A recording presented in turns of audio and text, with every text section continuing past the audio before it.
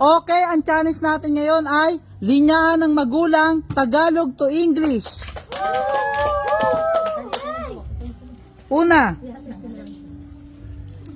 Oh, saan ka na naman pupunta? Oh, we're going again. Tama! Siya naman. Noong bata pa kami, di pa kami ganyan.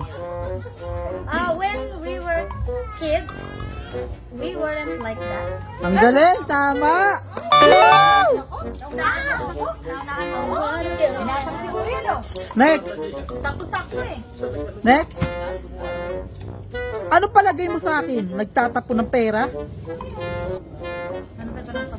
Ano palagay mo sa akin? Nagtatapo ng pera? What do you think of me? I'm eating money? Mali!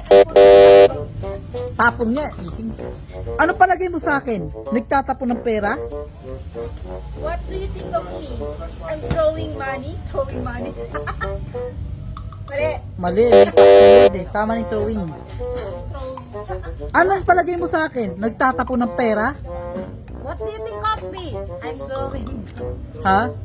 Walang drawing. Maling drawing. Growing. Growing. Mali rin growing. Mali. Growing. I'm growing. Dropping. Mali.